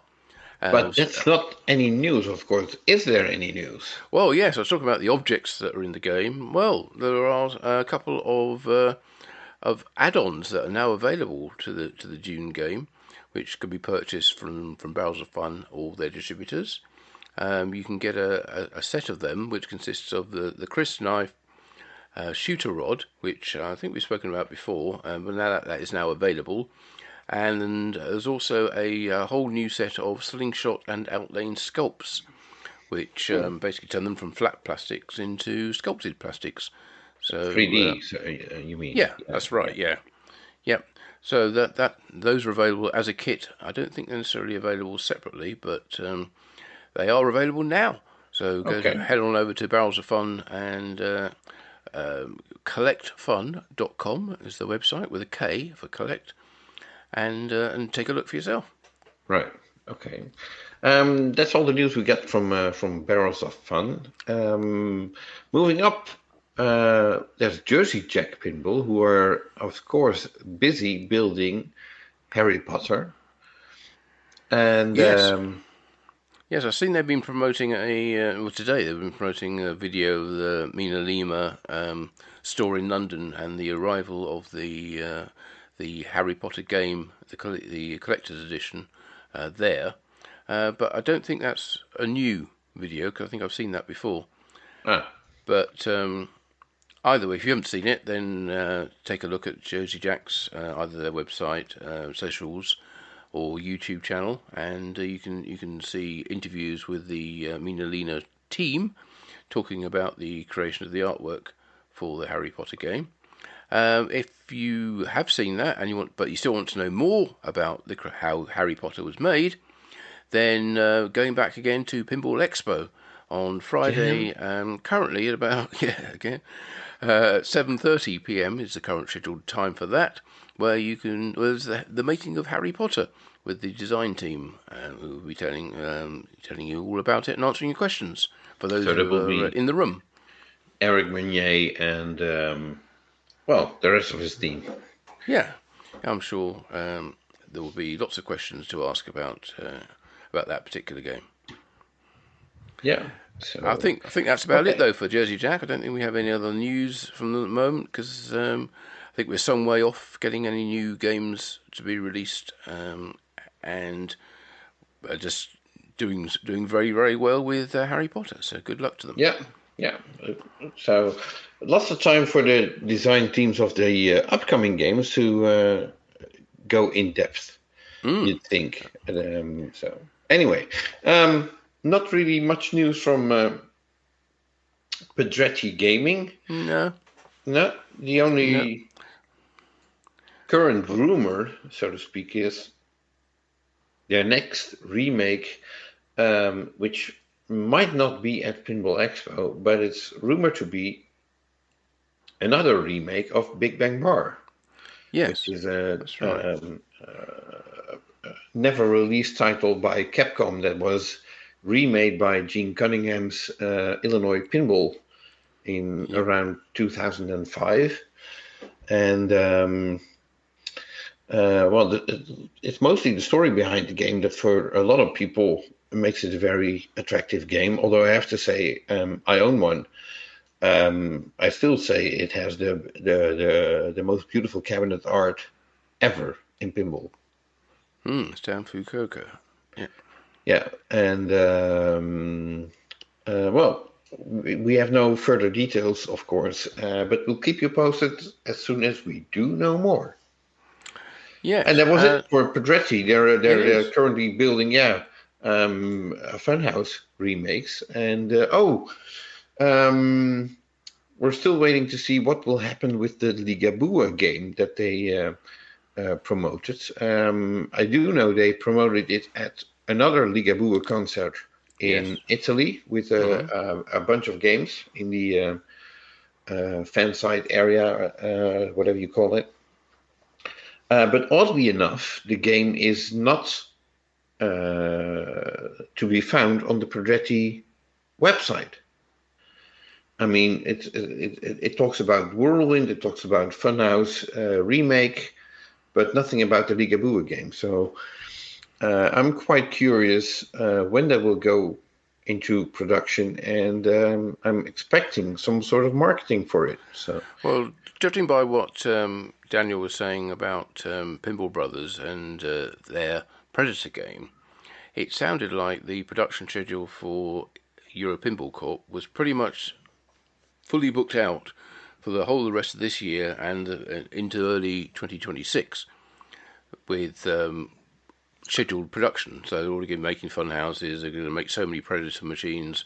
I guess they'll be making some other, like maybe some ABBA or maybe even some more Aliens before that license expires at the end of the year as well, along with Predator. So if they want to fit Ligabue games in there, they're probably not going to be made this year. So is it worth marketing a game that, well, in this business, of course, it is, but I don't it think could they would also be probably that want the to market Ligabue it. games are scheduled as well to It be could well part of be, that yeah. production. Yeah. So I hear what you're saying, but we still might see them. Oh well. Anyway, it's for the Italian market. Most doubt we'll see them, but Yeah. So never mind. and Anyway, then surprise, surprise, new code from American Pinball. yeah, no new machines, and actually, most biggest surprise is they haven't got another sale on of Wow. very attractive prices on their existing stock. But no new games, no new sales, but new code, as you said. It's For October, so I'm pretty sure by the end of this month there will be another sale. Halloween Yeah, specials. something. Yeah, Yes. exactly. Yeah. So Then we can get into Thanksgiving deals and Black Friday, Cyber holiday Monday. season, Dirty Tuesday, whatever. Yeah. But no, getting back to the new code. Yeah, Legends of Valhalla. Yes, remember that? Yes, Riot Pinball co-production with American. Yes, that has a new code. Had 4 new songs added, some new 2 new skill shots, quite a few new service menu feature adjustments, some changes and some fixes to how some of the modes operate as well. So quite a significant update, not just a little bug fix. So for those of you who have a Legends of Valhalla, make sure you're running the newest one. And if you don't have one, wait for another sale. Yeah, they're And always good prices. I still have to say, if you mentioned sleeper games, I think Legend of Valhalla is definitely a sleeper game that deserves more recognition because it's a great game. Right. Okay. I've never really got that much into it, but then I haven't really played it enough, I think, and certainly haven't Well, played it with the new code Pinball either. Expo's coming up. This is your chance. Well, yes, that's Well, at probably least about it. until the show starts. After that, you Yes. don't play any pinball anymore. Yeah, probably head over to Entarium and play it over there. But the other software update went to Galactic Tank Force. Yes, remember that one? Yeah. Another one that's got very good offers on whenever the sales come around. Has some new live action video clips in there that were not included in the game up until now. Not a huge number, but a few. It has a new high score table for Cow Saviour. So who doesn't want to be the one who saves the most cows? And some changes to the rules and quite a big bunch of bug fixes as well. So Okay. that's Galactic Tank Force. So nice to see those games getting some love, and which is well deserved because they're both good games. Yes. So then moving on to back to Texas, I would say Turner Pinball in San Antonio, if I'm not mistaken. Correct. Yeah. The production of Merlin's Arcade has begun. Well, that's good news. Right. Yeah, and they're expecting to. Well, it's a small team, of course. They're expecting to build 4 to 6 games a week, which is not bad, I suppose, for such a small team. And they're also hosting weekly gameplay videos live on Wednesday evenings, I believe. Okay. So far, mostly of Merlin's Arcade. Yeah. Well, which is, of course, the game they want to sell. Yeah. Yeah, sold out Ninja Eclipse, so you don't need to market that. But yes, Merlin's Arcade, which I'm sure will be getting some new software as well before too long. But it still seems a great fun game. It has already been announced. It has not been released yet. So, yes, there will be new software coming up. And I look forward to playing the game again at what's that show called again? That's in a few weeks. Sort of got pinball in the title, but I can't remember the rest of it. The Pinball Show, probably. Yeah, that'll be it. Right. So, then moving on to from one Merlin to another. Ooh, very good. Oh, a segue that was. Chicago Gaming is... yes, you better explain what it's actually segueing into. Yeah. It's building Medieval Madness remake, the Merlin edition, there it is, which is on the line, and shipping domestic orders for now, but orders for international distributors have opened up. So if you're in Europe or Australia or anywhere else in the world and a distributor, then you're able to order the Medieval Madness Merlin's Arcade Edition. No, the Merlin's Edition. But that won't be shipping until probably February of 2026 when they start building them. Definitely not going to be this year. No. And they're also shipping the Cactus Canyon Remake Lyman Sheets complete upgrade kits, which are a lot smaller than full pinball machines, of course. So a lot of those go on one pallet. It's a small line that is running simultaneously, and they're shipping those as well. So if you want to expand your Cactus Canyon Remake, now is your chance. Yeah, it looks like a worthwhile upgrade as well. Yes. Okay, talk about smaller things which fit a lot on a pallet. Let's talk about Wonderland Amusements, who are based in the US and in Hong Kong, which is Hong Kong where they're doing the manufacturing. Mm-hmm. They said that in the most latest update, they are cutting the playfields for their Alice Goes to Wonderland game.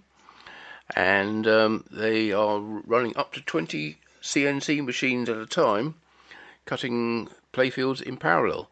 And so each playfield takes about an hour to cut. And their first batch of playfields is now in production. And also in production is the artwork, which they have shown some previews of. And that was mainly sort of cabinet artwork, and saying it looked stunning, of course. They have started reviewing the printed artwork components, including the side panels and the art blades that go inside the cabinet. And apparently, we haven't heard any news about it. They were showing the complete game, in its current state, anyway, at the LA Comic Con convention, where apparently in the West Hall. But they will be, of course, at Pinball Expo, right? With the Alice game. So they were there last year with just a cabinet, and that was it, showing what they were going to be producing. This year they should be back with what should be almost a production ready sample, or several samples. Remember, this is an 80% game, 80% size game, so everything's scaled down a little bit, including the ball. But the price is very, very attractive. They're coming in at under $1,000 US. So I'm not sure if they're still available to go onto the Kickstarter and get some extra orders. We mentioned last month that they had reopened late order ordering. But go and check it out, and if you haven't ordered one already, only available in the US at the moment, so not available for sales outside. Right. Okay. Well, speaking of outside the US, yes, we have. You're on fire tonight. I do have my moments. Yes. Hexa Pinball in France, who you might remember for their Space Hunt pinball machine, which was at Pinball Expo last year, but that was just the game and not the team. Well, they will be, the team behind Hexa Pinball will actually present themselves at Pinball Expo for the first time on the show floor and in a seminar. They will also be at the Dutch Pinball Open Expo in November, but they were there already last year. So it's not a big surprise that they would be there. It's obviously the biggest show in Europe and much closer by. So, but the big news is from Hexa Pinball is not so much that they are coming to Pinball Expo, but they launched a new app, I would call it, called Plunger without the E. So it's spelled Plunger with no E, which is basically something similar to what Insider Connected is trying to do, or Scorebit. Basically, you can register your scores of Hexa Pinball games, but the team felt like, why would we keep this to ourselves if it services the pinball community in general, so to speak. So they made the app available for other manufacturers as well. I'm not sure whether there are any takers yet, but it's still an interesting development, and I'm sure they will be discussing the Plunger app in their seminar at Pinball Expo as well. It's not just the app, of course. It's also all the back end side of it, and saying they have an API which manufacturers can hook into, so they can upload their scores and player details into a central database, not just for Hexa games, but for anybody else who wishes to take advantage of it. And it's an open invitation for other manufacturers. They say, why would you want to have a different app for every different manufacturer? If you want to have a Insider Connect app, or you want to have a Scorebit app, or you want to have another app for whatever JJP ends up coming up with, and so on and so forth, and Turner, and you name it. Yeah. So why not all hook into the same app? Now, I can't imagine Stern are going to do that, because they obviously spent a lot of time and money in developing their Insider Connected. But maybe other manufacturers want to do that. We've seen seen in the past with Jersey Jack and Scorebit how that didn't necessarily work out, and rumor has it, shall we say, that Jersey Jack Pinball are developing their own system. Right. Whether that's so far down the line that this plunger wrappers or plunger system has come too late for that, we don't know. But there'll be a lot of talk about it. See whether other manufacturers want to get involved. And if it makes it a lot easier for them to just put a little bit of code into their game and have instant online connectivity, then it's quite an attractive proposition. Right, and last but not least, from Hexa Pinball in France, they are working on their second title. Yes, we spoke about that in the past. Yeah, and that title is a licensed title. And the plan is that they will reveal at Pinball Expo, which I hear is in a week or two, which license they acquired for their second title. So that's going to be hopefully exciting news. Yeah, I have a sneaking suspicion I know what it is, but I can't remember how I knew that and whether I'm allowed to say anything about it. So I better not say anything. Okay, we're now going off the record. How long have we known each other, Martin? Too long, one would say. Well, all good things must come to an end, but no. So, that rounds it up for Hexa Pinball as well as this PINcast and this collaboration. No, not yet. No, we have more. Let's at least finish.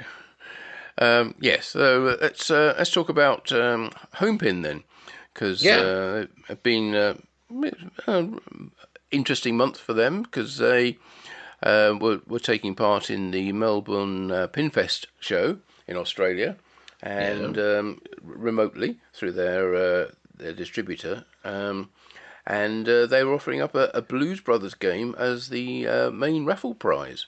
Right, which was very generous. That raffle sold out, by the way. Oh yeah, that's right. Yes. So there was a maximum of 500 tickets to be sold at 20 Australian dollars each.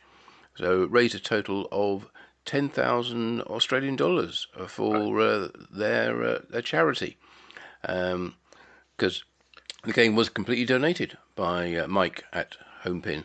So, who was present at the show as well. He was, yes. The winner didn't have a pinball, as it turned out, up until that point.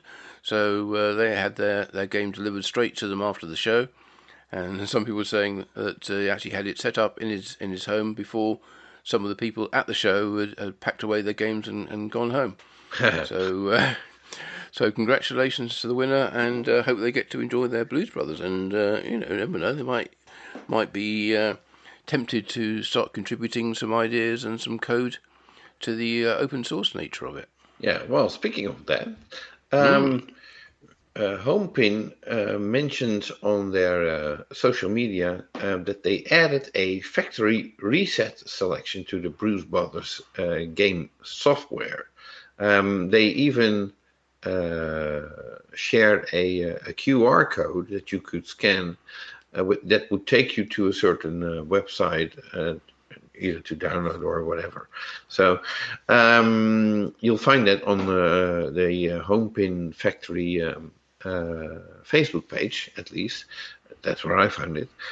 The reason for doing that, it can happen because it's open source software. That means anybody can try to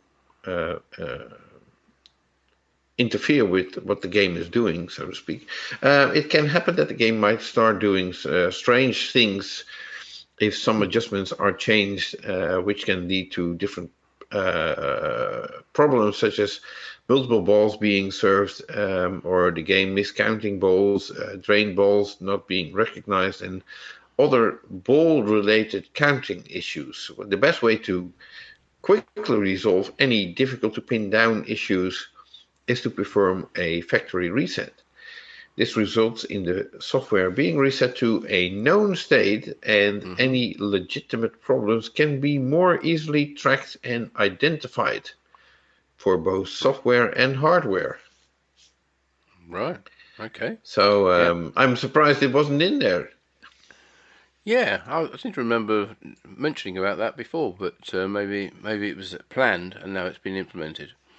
But yeah, it's an interesting thing when you have to open that up to the public who are doing their own code. Of course, that would traditionally be something that's just kept inside the factory for them for internal testing.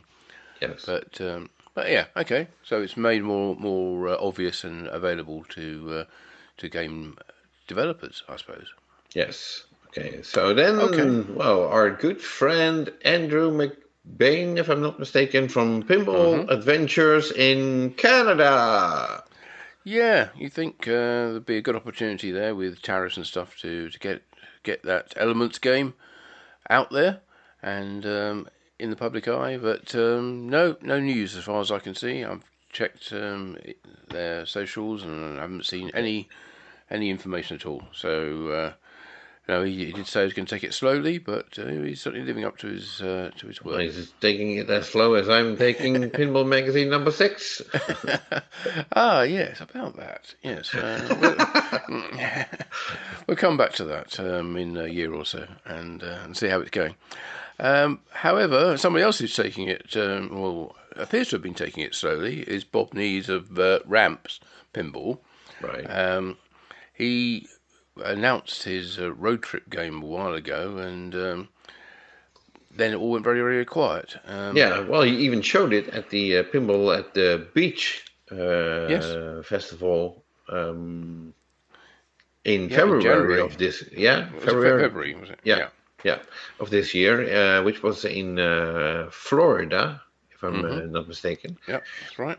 And since then, we haven't heard much. But what's the news? Well, he just posted recently when people were asking what's happened about it, and he said, "Yes, we've been a bit quiet, but only because we've been busy loading up new features and fresh update, and soon you'll see what we've been working on." Okay. Well, could it be that this could be a game that we might see in the homebrew section at Pinball Expo? Well, I don't think it's intended to be a homebrew. I mean, it's intended to go into production, Well, isn't it? that's what it's intended for, but as long as there's only one. Hmm. Yes. Well, I Well, think. he's brewing it up in his garage, so it's Well, yes, it portable. certainly had games in the homebrew section before. Yes, So yeah, maybe maybe there'll just be some ideas of what we'll see when the full game is revealed.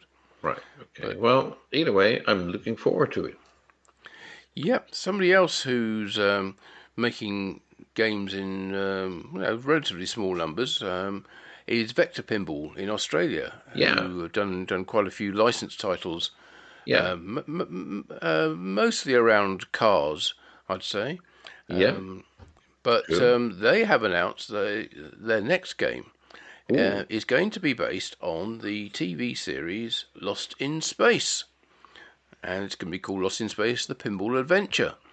It's okay. fully licensed from Irwin Allen, who apparently was the creator of Lost in Space, and this game spans the 3 seasons of the TV show. And so far, there's no indication of what the playfield looks like, but Vector Pinball has shared some artwork that or sample artwork of what they are planning to put into the game, and it all looks very colourful and suitably Lost in Space-ish. I'm not familiar with the TV series, but only the later movie.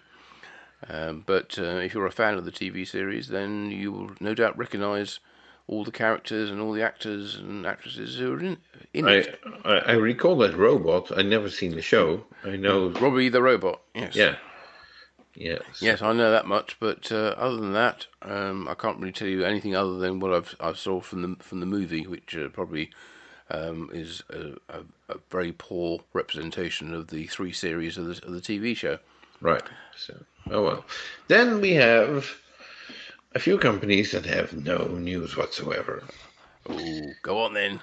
Well, so we have a couple of Spanish companies, Bitronic STR Pinball and Quetzal Pinball as well. Although I do hope Antonio of Quetzal will be at Expo again, because I'm very curious what he's working on. We might not have news, but we know there is something coming. Yes, we'll see if we can find out what's happened to that project. Right, and Cardona Pinball also had no news to report as far as we could figure out. So, and then it's time for other news. How's your cat doing? I have a cat. Well, that's news to me. I better not tell the dog that's under the table here. He'll go a bit mad if he knows there's a cat around. No, so we've been talking a lot about Pinball Expo, but of course there are plenty of other shows around the world, and one of those, which we both attend on a regular basis, is the Texas Pinball Festival in March, held in Frisco in Texas.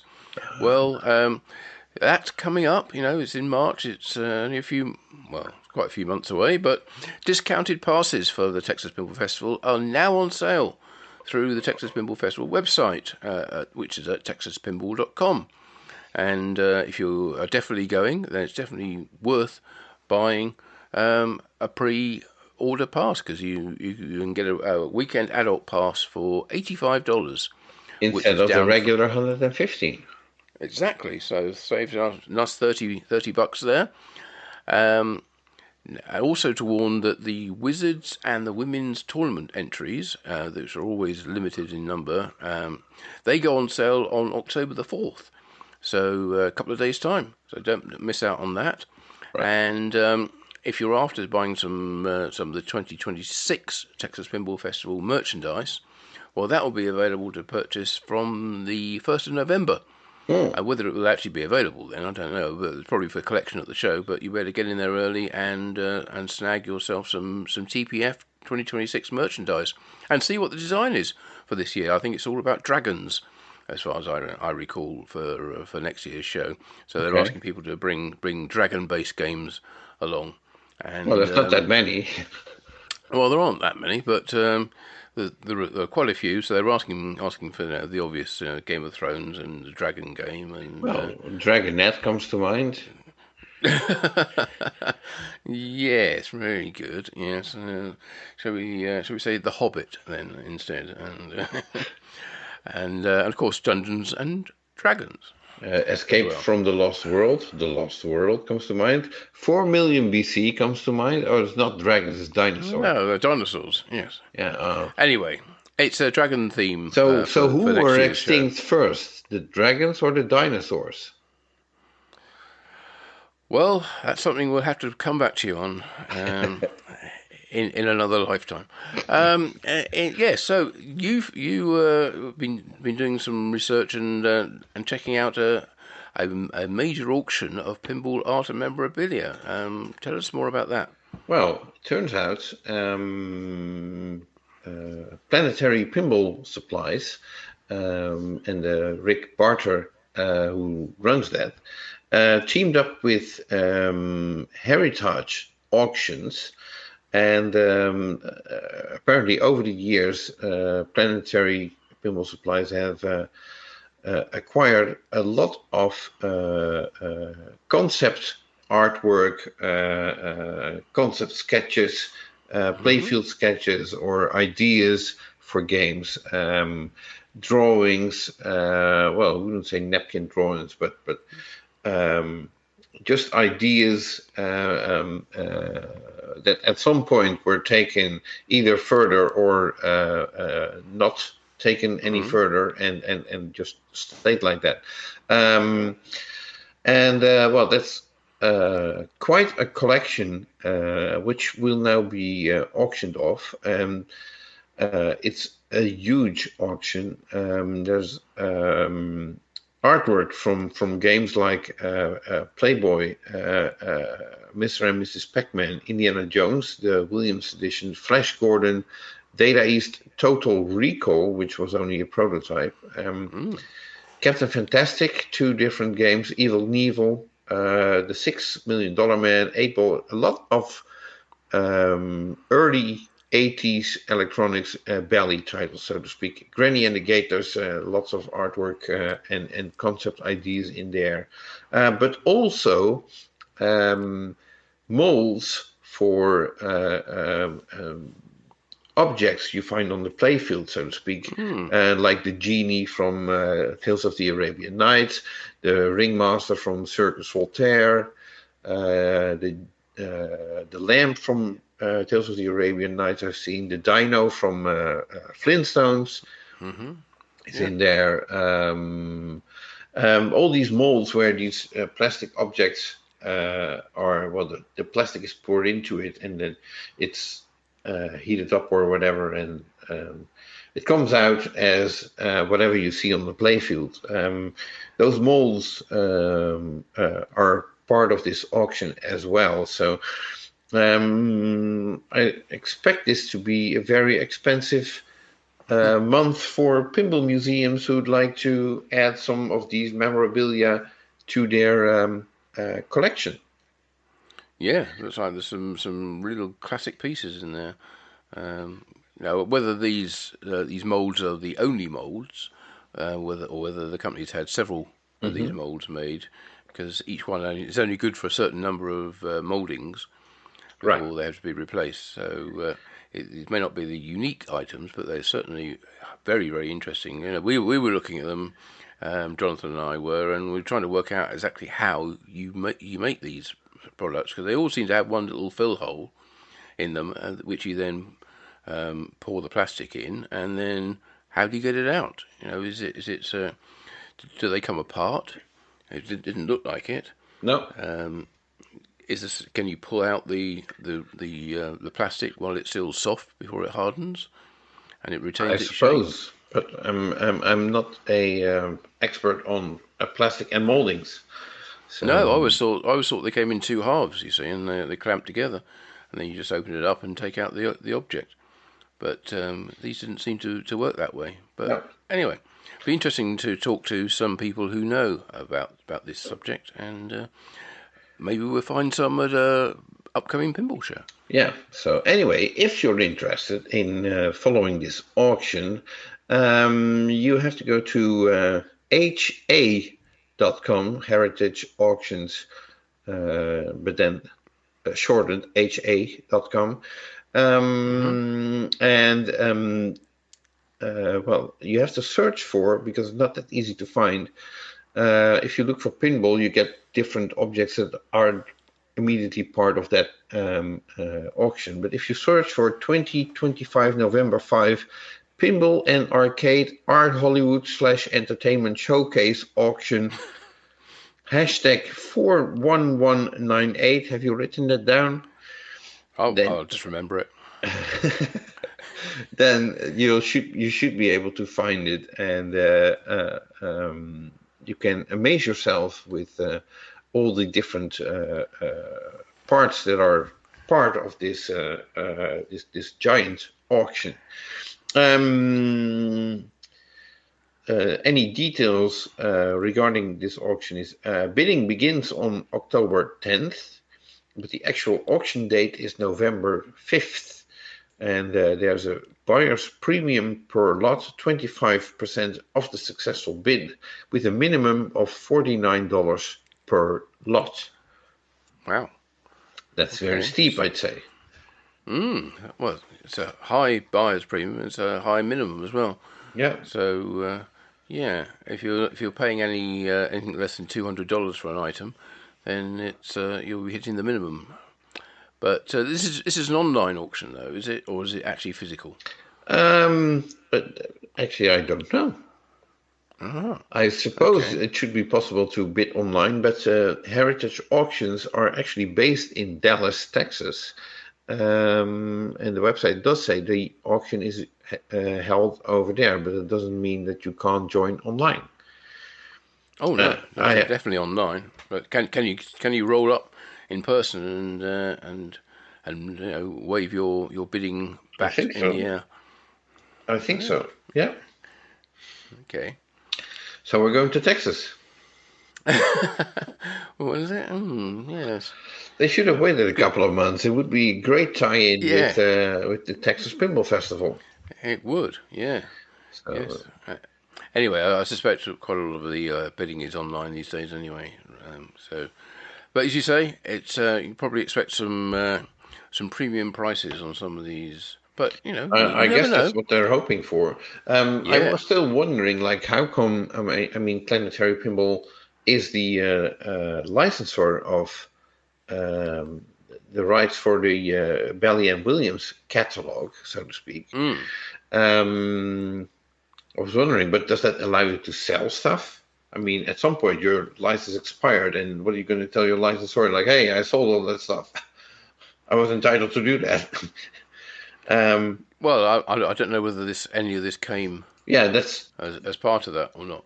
I couldn't figure that out either. So the thought crossed my mind. I was wondering, like, how, but I'm sure. They have been collecting, and it's not only Planetary, by the way, who are contributing items to this auction, but there's also a few smaller collectors that are offering some of the items in this auction. So anyway, oh well, good luck bidding, I would say. Yes, we'll update you on next month's PINcast as to exactly how the prices are going, and but I'm Well, assuming you can see the bidding, yeah. so you can see whether things are going for outrageous prices or whether there's some good deals to be had. Right. In which case we'll keep them to ourselves and we won't tell you about them. Well, Not really. depending on how you define good prices, I mean, if there's already a minimum fee of $49, that's going to be a cheap auction, is it? No, absolutely not. No. But anyway, talking of good prices and buying things, last month we talked to Roger Sharp, you remember, in our What's Cooking With Right, section. sharp, yes. Yes, and he was Have you telling tried us, his recipe, by the way? I haven't yet, no. No, oh well, it's Thanksgiving turkey stuffing, so I Yeah, suppose you're up next month or this month. When is it? well, us vegans don't tend to stuff too many turkeys, but certainly sounded incredibly rich with all the butter that was going into that. I think it was a bit jaw dropping. I think it's. I'd have to go for a slightly healthier version than that. Well, it's, if you imagine what goes into that stuffing and that turkey, so to speak, it's amazing how thin Roger is. I know. I expected it to be about £300 or something if he has that every year. But anyway, we did talk to him about that, but one of the other things we spoke to him about was his line of branded Roger Sharp clothing produced by Defiant Pinball. Right. Back then, only the T-shirts were available, but Roger did say that more items would be coming, and true to word, now there are Roger branded caps too. So there are three different versions: the snapback trucker featuring Roger's iconic moustache logo, the classic dad cap for those classic dads, nods to the golden age of the sharpshooter game, and the flat bill snapback. Well, it sounds like a fish, but it's actually a hat. It's been inspired by Ellen's original art drawings of bringing bold style to the collection, it says. So those have been added to the Defiant Pinball range of Roger Sharp clothing. Maybe more coming soon. Keep an eye on it and go and see if you fancy wearing one of those, either a t-shirt or a hat, and having Roger Sharp on your head or your front. Right. And in other news, Our good yes. friend Ryan Claytor. Oh, you do this one. Yes, cartoonist and professor Ryan Claytor. I remember him from Coin Op Carnival and his books and lots of other work. Well, His watches. he has launched, and yes, Mr. Jones watches. Yes, two of those. Yeah, he has launched a Kickstarter campaign for his latest publication, which is called Annual Dispatch. It's a newspaper format compared to previous books that he's produced, and it looks back on his projects, various projects he's been working on over the past 12 months. might remember his One Bite at a Time book came out last year, and look back at his first 20 years of his Elephant Eater comic imprint. Well, this new, now he's moving to a 12-month review of his work and producing it in a newspaper format. And it includes, of course, several pinball-related projects, such as the logo for the recent Papa 22 World Pinball Championship, and a neon sign he also designed for Papa to help promote suicide awareness. And he is doing a tour, well, an online tour, I guess, and but also in some places in person to promote the publication. It's as I said, it's a Kickstarter project. But as with One Bite at a Time, he will be doing almost daily appearances to answer questions and help promote the publication. You can go to the annualdispatch.com website, which actually just links at the moment to Kickstarter, where you can see all about it, the prices of the various rewards, and the options available. And yes, as I say, he's doing this tour, and it starts. Well, it actually starts today now. Starts the 2nd of October, and his first stop on the tour is Pinball News, where we have an article about. Well, we'll have an article. Yeah, it's not there yet, but in about 5 hours' time, it will go live, and you'll be able to read our article about Annual Dispatch. Well, I won't be editing this until tomorrow morning, so it will be there by the time you hear this. Yeah, absolutely. Not only does he talk about Annual Dispatch, also about future projects, and there is news about the next edition of Coin-Op Carnival, which a lot of people have been waiting for, edition number 2. Oh. Almost as keenly as been waiting for Pinball Magazine number 6. Yeah, but not quite. Yeah, well, but Brian will be at Pinball Expo 2, as well. I should say, not Pinball Expo 2, but Pinball Expo 41, with a stand in the main hall, and is hosting a seminar on Saturday morning, where this is about the new Papa World Championship. Okay. So it's going to be a busy guy over the next month. Right. Okay. So that rounds it up for all the news that we could gather from the pinball industry for the month of September and the first 2 days of October. Besides that, we're looking forward to welcoming you back for another episode at the beginning of next month. We're more even looking forward to seeing you in person at Pinball Expo. Yep, we'll be spending a lot of time in the seminar hall, which is in a new place now. It's down where the tournaments were last year. That's on the ground floor. That's where the seminars are going to be for Pinball Expo this year. So we've got a new room and a new layout and some new things to deal with there. But we're looking forward to that. It's a large room. Yeah. So please come in, say hello. We'd be happy to see you there, and hope you have a wonderful time at Pinball Expo. Anyway, in the meantime, we will be back at the start of November with our next PINcast. Will we now? We have something to discuss. We have to be. I'm sure something will have happened in the month of October. Oh, right, yeah. Yeah, and we'll be covering it all. We'll be making the news ourselves. Well, we'll certainly be reporting it. Yes, including all the excitement from that Pinball Expo show that you may have heard about before. So until then, from me, Martin Ebb of Pinball News. And me, Jonathan Houston of Pinball Magazine. We hope you have a truly outstanding October, and we look forward to joining you again next month for the next edition of the Pinball Industry News PINcast. Bye for now. Bye-bye. Now about that other Hexa Pinball title. Oh, yes. Oh, no, what can I say about it that won't get me taken off air?